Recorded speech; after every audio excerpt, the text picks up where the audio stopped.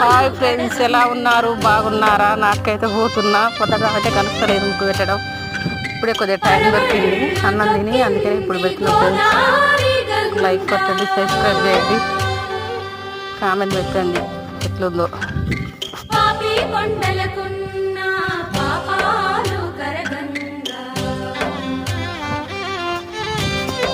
Video మాత్రం ఉదయం తీసిన ఫ్రెండ్స్, అంటే ఇప్పుడు తీసిన అనుకున్నారు.